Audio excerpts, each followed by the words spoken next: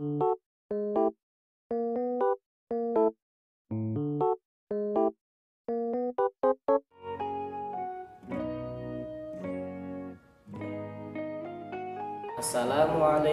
warahmatullahi wabarakatuh. Bagaimana kabarnya anak-anak semua? Sehat? Semoga kita diberi kesehatan dan bisa terus untuk belajar. Oke, sebelum kita mengawali pembelajaran kali ini, alangkah baiknya kita berdoa terlebih dahulu. Berdoa mulai. Bismillahirrahmanirrahim. Raditu billahi robba wa bil islami dina wa bi muhammadin nabiyya wa rasula. Rabbi zidni ilma warzuqni fahma. Amin ya rabbal alamin. Semoga kita dipermudah untuk mencari ilmu dan ilmunya bisa bermanfaat. Selanjutnya untuk absensi nanti bisa menggunakan Google Form yang sudah Pak Guru kirimkan di grup WA. Jadi absennya dengan menggunakan Google Form. Untuk menambah kecintaan kita kepada tanah air, marilah kita menyanyikan lagu nasional Garuda Pancasila. 1, 2, 3. Garuda Pancasila, akulah pendukungmu. Patriot proklamasi, sedia berkorban untukmu. Pancasila dasar negara, rakyat adil makmur sentosa, pribadi bangsaku. Ayo maju, maju, ayo maju, maju, ayo maju, maju. Lagu nasional sebagai rasa kecintaan kita kepada Indonesia. Selanjutnya, untuk pertemuan kali ini kita akan membahas tentang Al-Quran dan hadis sebagai pedoman hidup manusia. Jadi dalam pembelajaran kali ini nantinya anak-anak bisa mengetahui apa itu pengertian Al-Quran, apa itu pengertian hadis, apa itu fungsinya Al-Quran dan hadis, dan bagaimana memfungsikan Al-Quran dan hadis dalam kehidupan sehari-hari.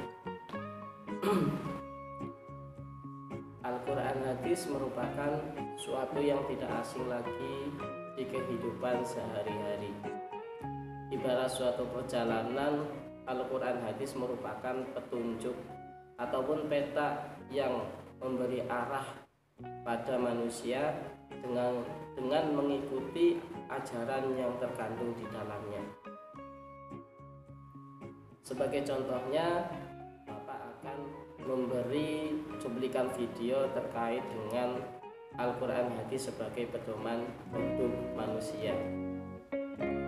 Dari cuplikan tersebut nanti anak-anak bisa mengambil hikmahnya dari video yang Bapak berikan tadi. Silakan untuk diperhatikan dan diamati video tersebut. Segitu.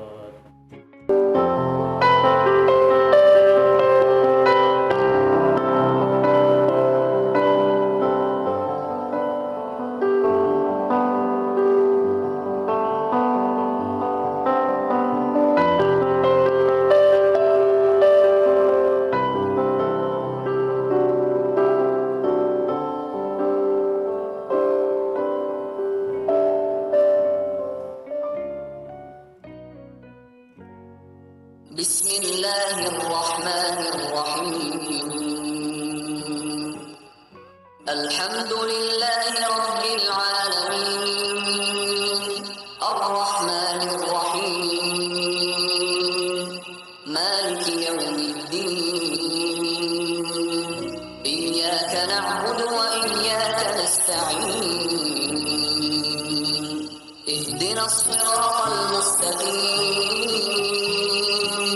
صراط الذين أنعمت عليهم غير المغضوب عليهم ولا الضالين.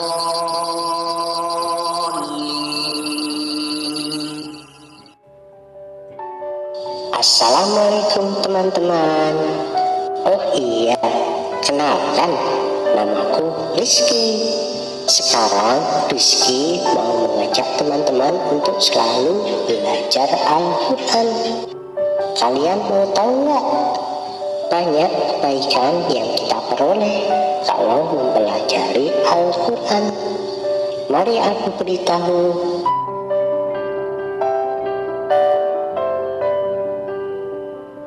Pertama, membaca Al-Quran itu sangat besar pahalanya dan kebaikannya. Sabda Rasulullah Shallallahu Alaihi Wasallam, siapa saja yang membaca satu huruf dari kitab Allah, Al-Quran, maka baginya satu kebaikan, dan satu kebaikan itu dibalas dengan 10 kali lipat. Yang kedua, kebaikan bagi siapa saja yang mengajarkannya. Rasul Shallallahu Alaihi Wasallam bersabda, sebaik-baik kalian adalah siapa yang mempelajari Al-Quran dan mengajarkannya. Yang ketiga, kelak di akhirat Al-Quran akan memberi syafaat atau pertolongan siapa saja yang mempelajarinya.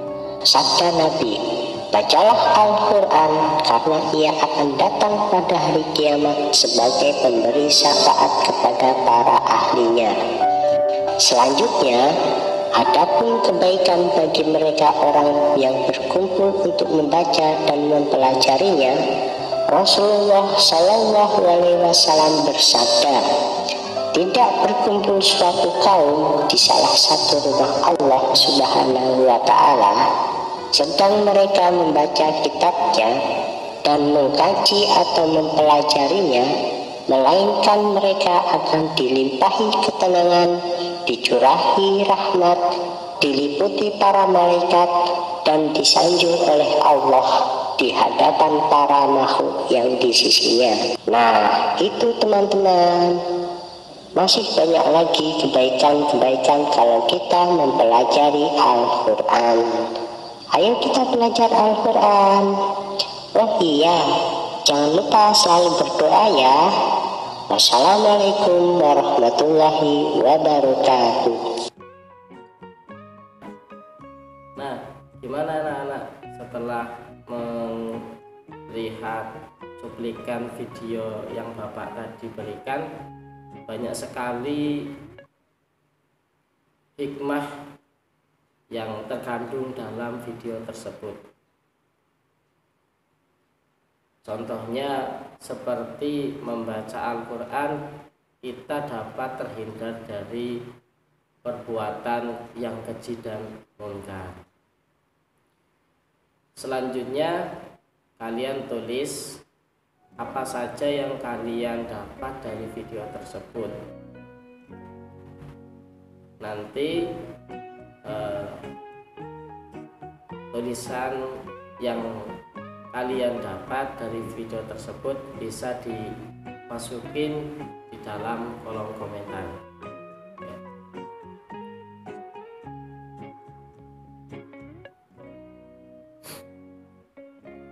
Oke anak-anak, sekarang kita masuk ke pembahasan pembelajaran kali ini. Oke anak-anak, sekarang kita masuk pada materi yang pertama, yaitu Al-Quran dan hadis. Pengertian Al-Quran dan hadis. Apa itu sih Al-Quran? Al-Quran itu berasal dari kata qoro'a yaqra'u Qur'anan, yang artinya membaca atau bacaan yang sempurna. Dari segi istilah, Al-Quran adalah wahyu Allah yang diturunkan kepada Nabi Muhammad SAW dalam bahasa Arab, yang sampai kepada kita secara beransur-ansur melalui malaikat Jibril, dan yang membacanya mendapatkan pahala. Dalam pengertian lain, bahwa Al-Quran adalah kitab suci yang berisi firman-firman Allah yang keberadaannya hingga kini terus ada secara generasi ke generasi, baik secara lisan maupun tulisan. Dalam Quran surat Ali Imran ayat 31, A'udzubillahi minasyaitonirrajim. Kita baca sama-sama. Bismillahirrahmanirrahim. Qul in kuntum tuhibbunallaha fattabi'uni yuhibbukumullah. Fattabi'uni yuhibbukumullah wa yaghfir lakum dzunubakum. Wallahu ghafurur rahim. Yang artinya, katakanlah Muhammad, jika kamu mencintai Allah, ikutilah aku. Niscaya Allah mencintaimu dan mengampuni dosa-dosamu. Allah Maha Sempurna, Allah Maha Pengampun dan Penyayang. Selanjutnya, pengertian hadis. Hadis itu berasal dari kata hadasa, yang artinya baru, cerita, peristiwa, dan perkataan. Menurut istilah, hadis adalah segala sikap, perbuatan, perkataan, ataupun penetapan yang dilakukan oleh Nabi Muhammad SAW. Ataupun dalam istilah lain disebutkan bahwa hadis adalah jalan hidup yang dilaksanakan Nabi Muhammad SAW, yang disebarkan dan ditradisikan kepada para sahabat, tabi'in, dan para ulama. Selanjutnya, fungsi Al-Quran dan hadis. Kita bahas dulu fungsi Al-Quran. Apa aja fungsi Al-Quran? Yang pertama itu sebagai sumber dan hukum yang utama. Mengapa demikian? Karena Al-Quran banyak sekali memuat hukum Islam. Salah satu contohnya yaitu makanan halal dan makanan haram yang dijelaskan dalam surat Al-Maidah ayat 88. Kemudian yang kedua, fungsi Al-Quran yang kedua adalah sebagai sumber ilmu pengetahuan. Contohnya tentang kelahiran manusia dan penciptaan alam semesta.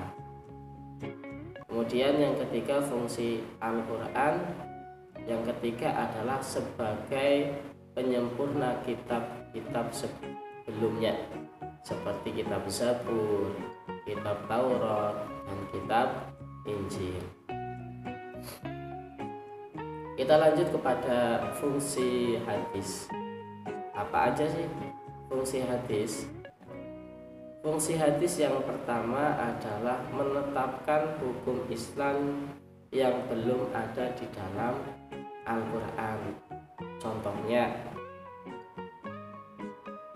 dalam hadis riwayat Bukhari dijelaskan bahwa seorang laki-laki dilarang menikahi saudara perempuan istrinya.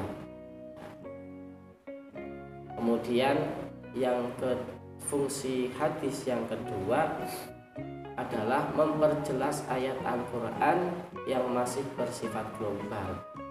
Contohnya di dalam Al-Quran dijelaskan tentang sholat, di hadis pun diperinci lagi tentang bagaimana tata cara sholatnya, kemudian bagaimana atau berapa rukun sholatnya.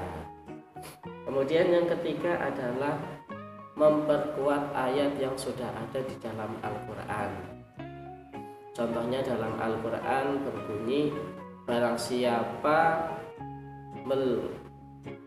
kalian melihat bulan maka berpuasalah. Di dalam hadis pun kemudian diperjelas dengan berpuasalah jika kalian melihat bulan dan berbukalah jika kalian melihat bulan. Dalam hadis riwayat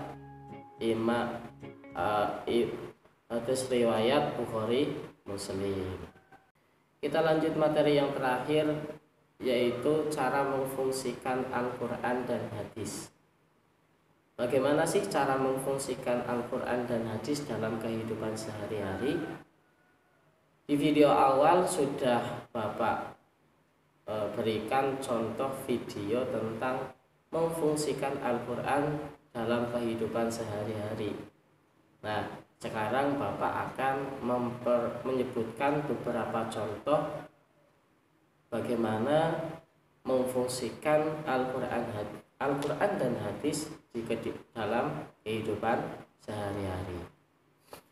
Contohnya yang pertama adalah mengikuti pengajian.